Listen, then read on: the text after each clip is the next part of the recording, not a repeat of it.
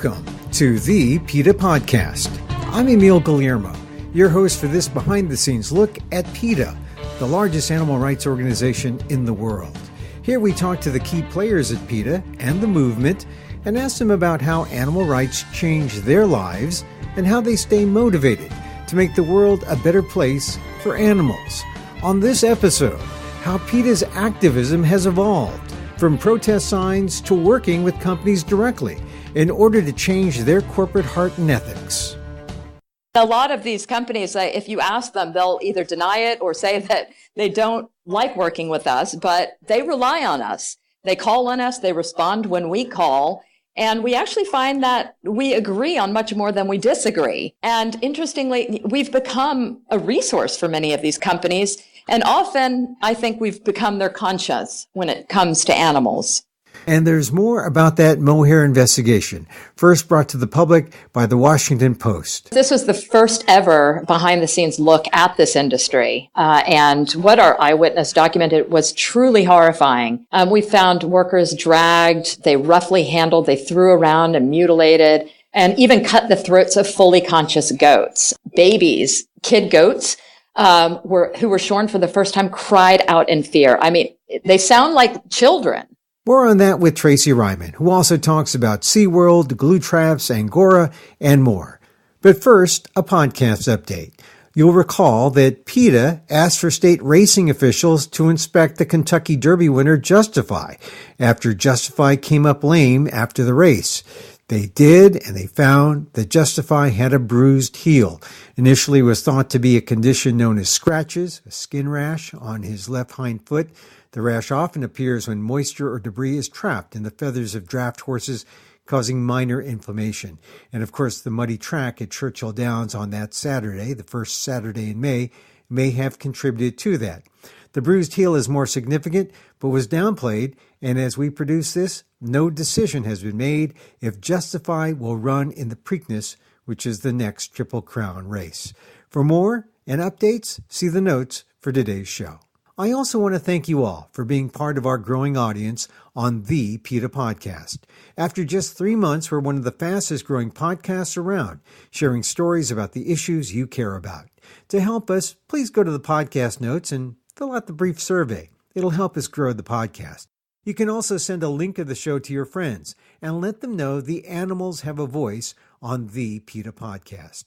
And if you missed it, catch up on our past shows, including Episode 1 and Episode 14 with PETA President and co-founder Ingrid Newkirk, and see what happens when you Google Ingrid these days. Check out all the links on this podcast player or on PETA.org or wherever you listen to podcasts. Check out all our previous episodes, and if you're on an Apple device, please rate and review. It lets Apple know you care about the PETA Podcast. And here's a reminder, you can always give an immediate boost to the campaigns discussed here on the podcast by visiting PETA.org/donate. If you have Amazon's virtual assistant Alexa, you can instantly support any podcast topic and all of PETA's work for animals by saying, "Alexa, donate to PETA." And now for Tracy Reiman, Executive Vice President of PETA. When I first met Tracy 26 years ago, I knew her to be a bold, idealistic activist. Her methods are now slightly more refined as PETA has evolved to working from the picket lines to behind the scenes to get corporations to end animal cruelty. I talked to her recently about the new Angora investigation and how activists and companies reacted. And we talked about other companies they've contacted, like Tesla, SeaWorld, and others. I've known Tracy for a long time, but this was the first time we really chatted at length in quite a while. Here's my conversation with Tracy Reiman, PETA's Executive Vice President, on the PETA Podcast.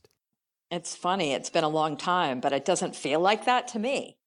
Yeah, right. But we love that you're doing this. It's so exciting. I'm just, it's been something I know Ingrid really wanted to do for a long time, and I was really keen too. So it's just great that we finally found a way to make it happen.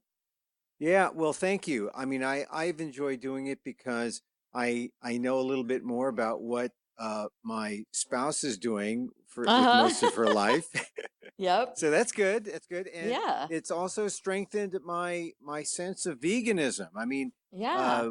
We got this air fryer recently, And Uh-huh. boy, what a godsend the air fryer is. I think Oh, well, I'll everyone have to should. investigate that. Yeah, you can make your own kale chips that are better than the kale chips you'd buy because you don't need to make them with oil. I mean, if you do it with an air fryer, just throw in some nutritional yeast, and it's My crispy. It's favorite. Mm-hmm. yeah, no oil. It tastes cheesy enough, right? And Totally. it's good. So I'm down. I'm paying it forward. You're the air fryer, the air fryer. Awesome. All right. Okay. So look, let me begin here. First of all, Executive Vice President, congratulations. I Thank never you. really got to say that formally. And, you know, I've known you for a while because of, my association through my wife, Kathy at PETA. And boy, it's been a long time, not, I guess it's sort of been uphill, but not nearly as steep as you'd think, but still steep. After Yes. all these years, what are your thoughts now? You're no longer, well, you're still the activist, but a different kind of activist as executive vice president. But what are your thoughts after all these years? Or how closer is PETA to the goal that it wants to achieve? In looking back over the 26 years that I've been with PETA, the last few have been just tremendous. The day I got the call saying that Ringling Brothers was going to stop dragging elephants across the country, I thought it was an Onion story because I couldn't believe it was finally happening after all of these years. But it was, and I went to my son's bedroom and woke him up because we're here in Los Angeles, so the news had been out, and told him because he's been protesting by my side at Ringling Brothers circuses since he was a tiny child. And we celebrated that moment together. And I think, that was sort of the beginning of the end of the use of animals in entertainment. And I think a real sign of changing times. Another example, 25 years ago, I remember protesting outside the National Aquarium in Baltimore when they got dolphins for the first Mhm. time to keep captive. And we were on boats outside the aquarium with signs and banners and urging them not to do it. And here just last year, the National Aquarium made the decision to send all of their dolphins to sea sanctuaries because it was the right thing to do. And now, of course, Ringling Brothers is off the road altogether. They've shut down. So, I think these are great indicators of a time that we are now in, that just explosion of vegan foods that are available from Los Angeles to New York and everywhere in between. Right. It's just, there's so many indicators of the changing time. So I think, we're really in a whole new world now than we were back when I started at PETA. One of the things that it seems that PETA is doing more of is that it's going right to where maybe change is most likely to happen. That's when you really approach corporate divisions of companies that may have been perpetrators of all the wrongs, and you're getting them to change their mind and their approach. So tell me about how that came about. And now that you're executive vice president, how do you lead the charge to change in that corporate way, the kind of changes that we ultimately see in our lives? Yeah, well, we have a corporate affairs division. Most people don't even know it exists.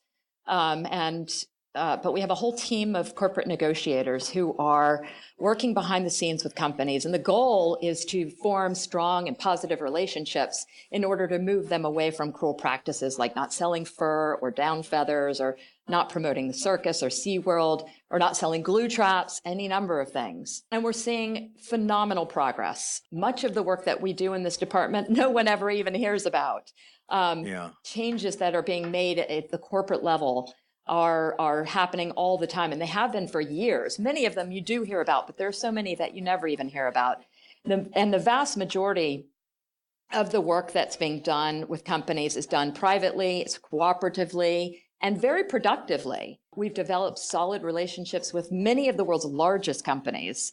They may not admit it, and that's okay. But really, they don't come out publicly about it. No, a lot of these companies, if you ask them, they'll either deny it or say that they don't like working with us, but they rely on us. They call on us, they respond when we call, And we actually find that we agree on much more than we disagree. And interestingly, we've become a resource for many of these companies. And often, I think we've become their conscience when it comes to animals. Well, name one company that's changed its mind and said, well, we don't acknowledge or confirm or deny any, contact with PETA. They took that stance, but then they publicly acknowledge. Is there a company like that you can say? I think there's probably quite a few. Tell me one company that openly has embraced PETA's, advances and has worked together to change something. Inditex is a great example of a company. Most people know them in America as the owner of Zara, which is a clothing brand. It's the largest clothing retailer in the world. And, we've been working with them behind the scenes. They were one of the companies that banned Angora, which is a horrific, done horrifically by ripping the fur out of rabbits while they're still alive, screaming in pain. That they banned Angora in all of their stores, and they've taken other steps to reduce the suffering of animals, to stop sourcing materials where animals are suffering. And at first they were very reluctant, but after working with us, meeting with us, coming to our offices here from Spain, they have been very supportive openly about the relationship with us. And there are many others just like that. Another great example is Tesla. We had written to Tesla a couple of years ago to say, your whole point is to be environmentally productive by having electric vehicles, and yet you use leather in every one of your cars. They didn't really respond to us, so we went to their shareholder meeting and asked a question during the Q&A portion of the meeting. And Elon Musk, the owner of Tesla, responded, and he said, we'll look into that. And the next day, we got a call from someone at the company. We began a relationship, and not 6 months later, they had their first car with vegan leather. And now just a year or so later, they don't use any leather in any of their cars anymore.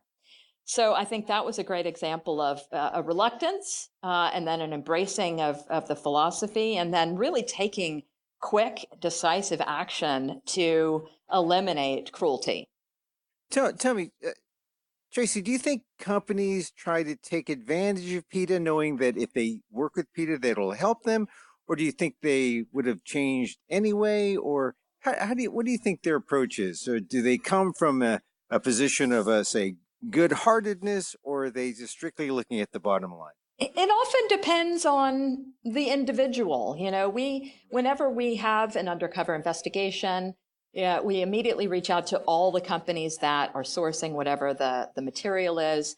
Some people respond very quickly. If the person is sympathetic in some way or is somehow moved by what we send them, they'll respond. Others respond out of fear. They're afraid of what we might do if they don't.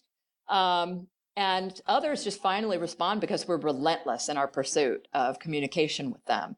And yet still there are some who don't respond, and we have to, ask our members to write and weigh in so that they can see that it's not just PETA, but, thousands, if not millions of people who agree with us on these types of issues. So typically it's not out of the, goodness of their heart.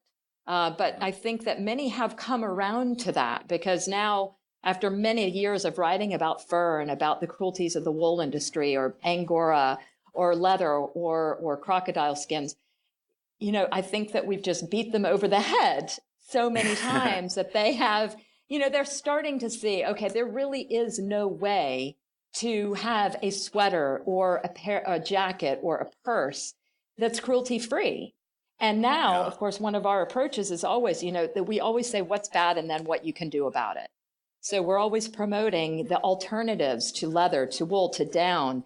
And there are many, and there are new ones coming all the time. We hear about pineapple leather. We hear about grape leather most recently. Grape leather? Grape leather. Really? They are finding ways to make leather out of pretty much everything these days. So you can stomp the grapes up in the Napa Valley with your grape leather shoe. Absolutely, you can.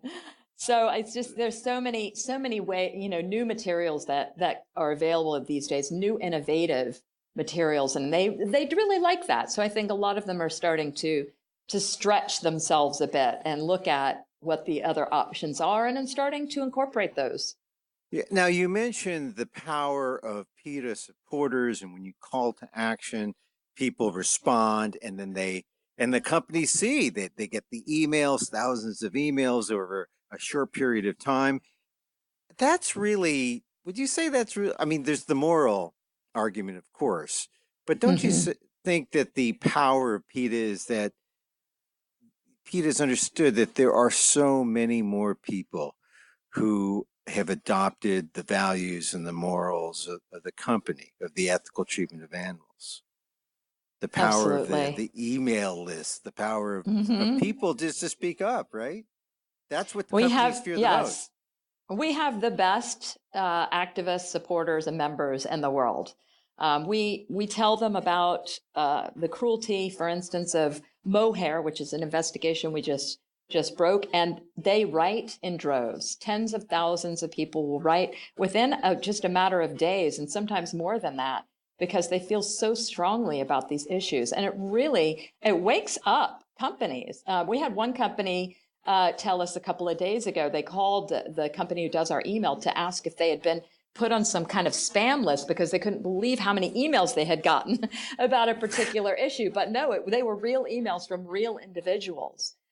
So I think that, our activists are wonderful and so helpful and changing the course of history for animals through companies and that kind of thing. But also, protest, the power of protest cannot be understated. Companies do not like to see people with protest signs and graphic photos and video outside their stores. And so I think, the protest continues to be a very important part of our work. And I think in our corporate affairs division, we do everything we can to work with a company behind the scenes to move them away from cruel practices. When we hit a wall and they've done as much as they seem like they're going to do, we turn it over to our campaigns department, who start to do protests and other things like that. And that often brings them back to the table. Yeah. So the cardboard sign or the protest sign and the people in human chains around the building still feared, but may not be the first approach. Definitely. We will write to every company before we start protesting them or doing an action alert or anything like that. We give them more than ample opportunities to engage with us, not even necessarily do the right thing initially, but even just engage with us. And, we want to work with them. We want to help them understand and help them see what the alternatives are and how they can change and benefit animals. And many do. Some of them don't, and then they become the target of a campaign. But they almost always come around eventually. It's just how much do they want to endure before that happens? Yeah. All right. So you mentioned a couple of times, and I didn't go into it right away because I wanted to get into these other areas. But you've mentioned the investigation of the mohair industry, and it broke in the Washington Post recently. It was an eyewitness investigation. Tell us about that investigation. What is mohair? And because I know it is wool, right? Mohair wool. But what is it? And what did the investigation expose about the mohair industry? Yeah, I mean, mohair is a material, a fiber that's used in sweaters mostly. And it's become more and more prominent of late as companies are more uncomfortable using wool after we've done more than 7 undercover investigations into the cruelty of the wool industry. And of course, this was the first ever behind the scenes look at this industry. And what our eyewitness documented was truly horrifying. We found workers dragged, they roughly handled, they threw around and mutilated, and even cut the throats of fully conscious goats, babies, kid goats. Who were shorn for the first time cried out in fear. I mean, they sound like children. So human children. So it's really upsetting to see this. Some of the shearers lifted the goats off the floor by the tail, which would likely break them at the spine. They threw animals across the wooden floor. They hauled them around by their legs. It was just a horror show. And of course. And these are goats primarily. I mean, the wool industry, I guess that we're talking about sheep, right? But these Right. the mohair comes from goats. Yes, they're Angora goats. And the South Africa is the world's top producer of mohair, and that's where we investigated. We went to 12 different Angora goat farms to document the cruelty and found cruelty at every single one. It was really a shocking look at this industry that no one really has known much about, and yet many of these companies have started incorporating mohair more into their product lines, but not anymore. Yeah, but there's no question they could do it better. They could do it more humanely, right? Or with less cruelty, no doubt. Well, we don't believe so. In fact, we've investigated on wool farms, for instance, a number of farms where suppliers say it is quote unquote humane or responsible. But at the end of the day, when you are mass producing a product where an animal is involved, there's always going to be suffering. So you can take a number of steps to reduce the suffering, certainly, but you cannot eliminate it. There's no way. And at the end of the day, no animal wants to be taken to a slaughterhouse and killed simply for their skin or their wool or their fur. So there's really nothing you can do. The best thing that companies can do is to start producing sweaters and other products without the use of animals, with alternative materials, which are plentiful these days. And the best thing people can do is to just, when they look on that label and it says mohair or it says wool, don't buy it. I guess this would apply to other materials from animals. And I'm speaking specifically about something that came up in a conversation with a friend. He wanted to buy a down pillow for a friend or a down coat. And he asked me, well, don't the animals survive? I mean, he made it sound like the animals are plucking out their feathers and handing them to the supplier, but that's not necessarily true either. I mean, it's not like a regenerative kind of thing, and it's not done humanely. I mean, would you say the same thing that you just said about goats and sheep applies to, say, duck down and goose down, that kind of thing? Absolutely. I mean, what we know, and we've done a number of investigations as well into the down industry, and most down feathers are plucked from birds who are still alive in a horrific procedure. They basically hold the goats down with their legs or arms, or sit on their necks and literally rip the feathers out. This is a horrific procedure, and it can be done numerous times before the geese are then slaughtered. And for those who say they don't use live plucked down, well, these animals are still kept in confinement. They're raised in atrocious conditions, and they too are sent to slaughter, where they are often killed while they're fully conscious. So there's again no way to get down humanely, but there are many alternatives. And back to the corporate work, we've been working behind the scenes with companies like the North Face for many years now to really push them to focus their research and development on non-animal down options. And they've done that. They're now selling a number of different, as are Patagonia and other companies, a number of different high quality non-down jackets, and they're promoting them that way. So we're seeing a real big change in the outdoor industry in terms of moving away from down and towards these more innovative materials that keep you just as warm. They can get wet. They are often lighter and frankly cheaper. Yeah. And so if you're wearing down, you're wearing cruelty. And absolutely the same message goes with mohair wool. If you're wearing, and I think this is what I was getting at, that there really is no way to make it humane. It's just a cruel practice, and it has to end. I mean, there's no. It does, and another very good example of this is, when we had done our Angora investigation into Angora rabbits, there was one really big company, an international company, who didn't want to believe that their suppliers were doing this. They had auditors who visited their farms, who assured them that it was all humane. Well, we convinced them to take us with them on some unannounced audits of their farms in China. And what they found was horrifying. It was everything that we had documented, and in some cases, worse. And the same auditor who had assured them that everything was fine was along with us, and was clear that he either chose not to see what was right before his eyes or just couldn't, because he has no experience working with animals, although frankly, it wouldn't take anyone who does to see the cruelty right before you. But needless to say, they banned Angora after that visit. But I think it was a real big lesson that, these companies that say that they have auditors who check out their farms, it's a total sham. It is for their protection. It is not for the animals' protection.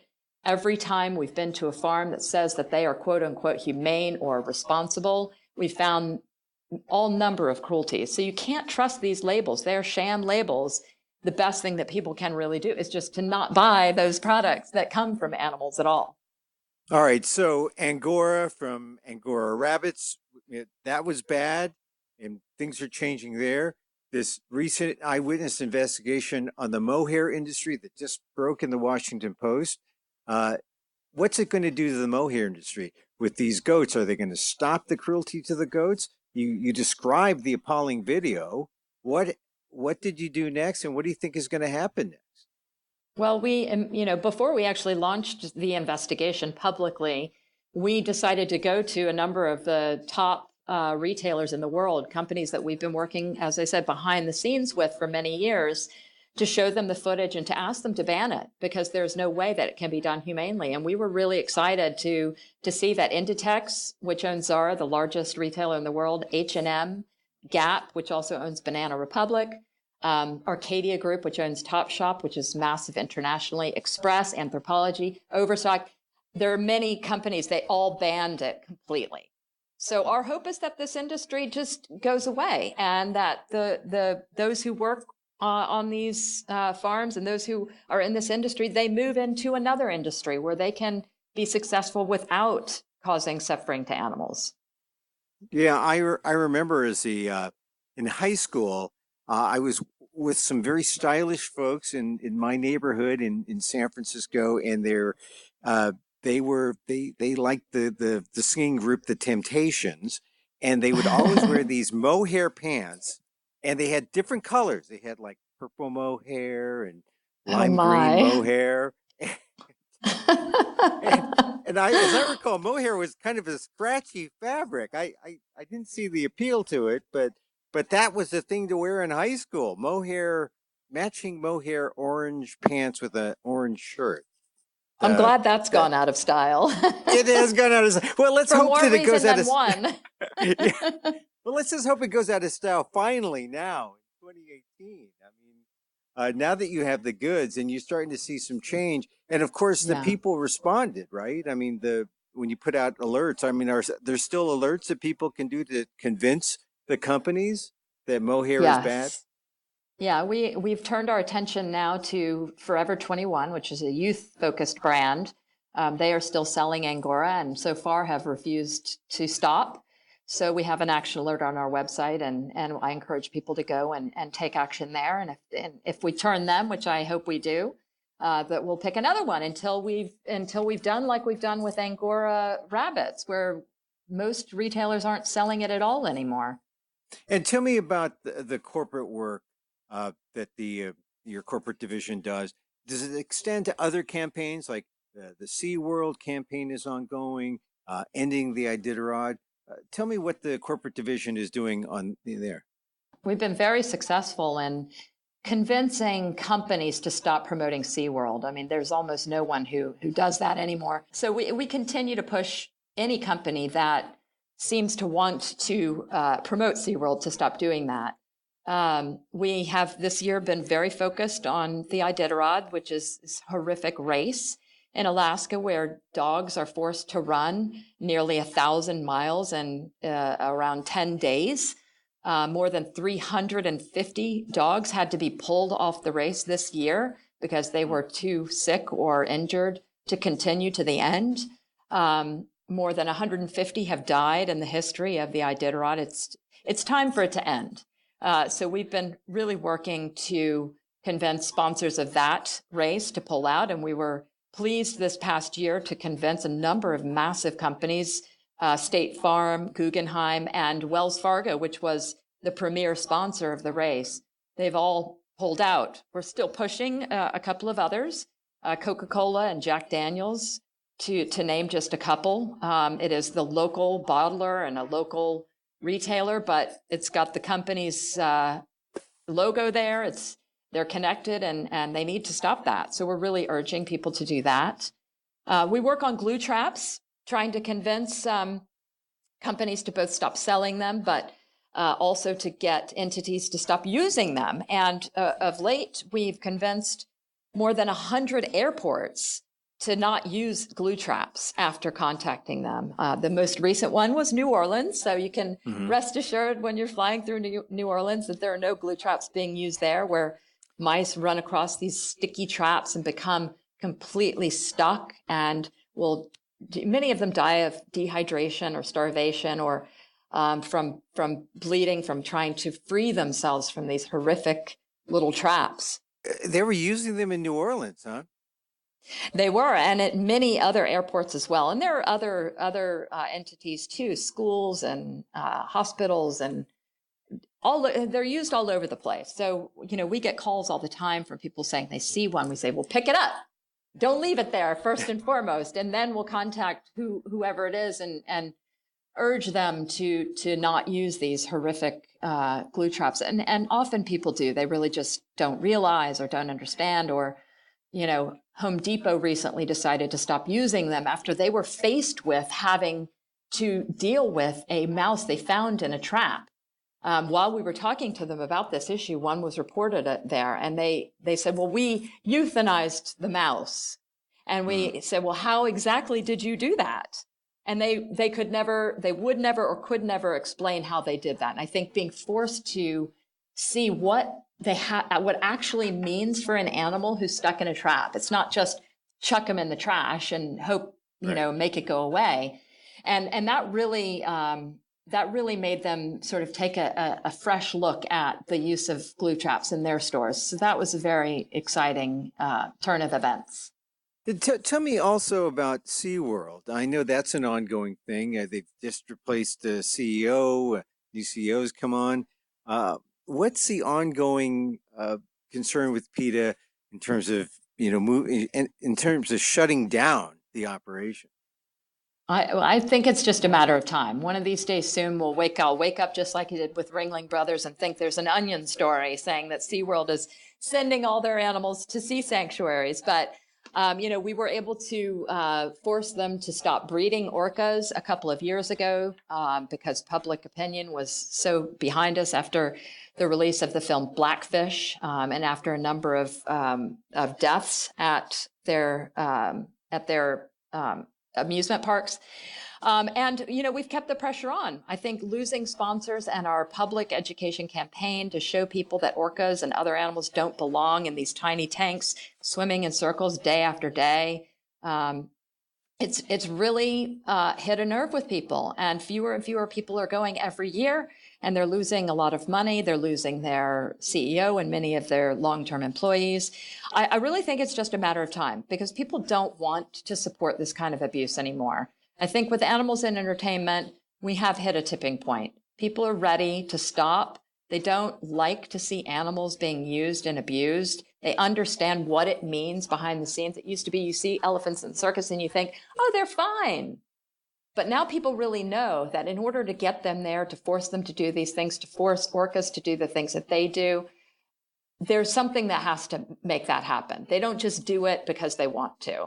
And we really have, I think, gotten to a place where people are ready to accept that and move on and do something else. Interestingly, here in LA, the only billboards you ever see for SeaWorld now are about their roller coaster rides or their events. You don't see any orcas or other animals on their billboards because they know people aren't going to go there for that reason. And that's what we encourage them to do. Have SeaWorld without animals. You can do so many wonderful, innovative things. You can educate people, actually educate them about all the wonderful sea life without hurting them. And I think it's just a matter of time before that happens. All right, Tracy, I want to thank you for taking the time. I've known you quite a while, and I know that it hasn't always been, a glorious thing, to keep fighting uphill. And I imagine as the executive vice president, you must have some kind of technique to keep you going, to keep you from just falling from this, from the stress, or, they're not all victories. It's always tough. I mean, is there something you do to stay motivated, to keep you going, to remind you that it's not a forever cruel world, that things can change? Yeah, well, it helps that I am an endlessly optimistic person by nature. I definitely have my moments where I break down. I mean, the suffering we see every day is sometimes too much to take, but we are making so much progress, and I just keep my eye on the prize, and that's what I urge everybody else to do. And we do see so much progress, and we get emails every day from people who have gone vegan. They've stopped going to SeaWorld. They've decided they're not going to wear those leather shoes anymore. They aren't going to buy cruel products that have been tested on animals. I see all these things and it gives me hope. We're making progress every day, more and more every day. And I just have to remind myself, somebody's got to do this. And I would rather do it with PETA and our take no prisoners approach than anywhere else. And I just urge anyone out there who does feel despondent to look at our website. We post our victories all the time. We have a video every month that talks about some of the big progress that we're making. Stay connected to see that progress, and you too will be invigorated to continue on every day. Tracy Reiman, Executive Vice President of PETA. Hey, thanks for being with us, Tracy, on the PETA Podcast. Thank you so much. It's been my pleasure.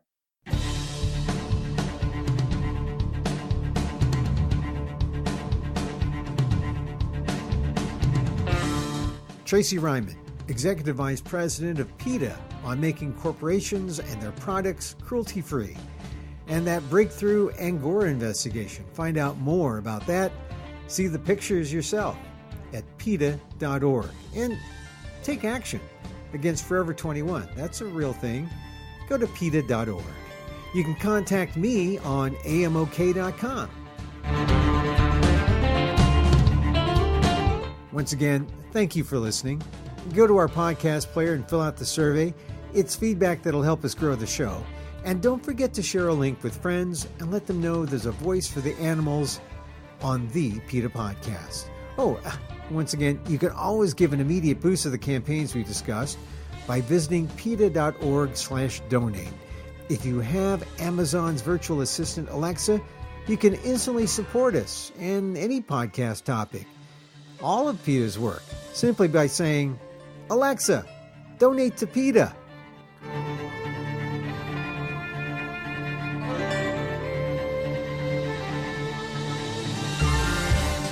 Our music is provided by CarbonWorks. Check them out on YouTube.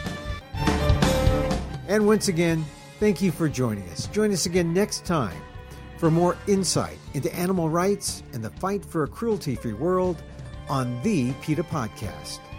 I'm Emil Guillermo.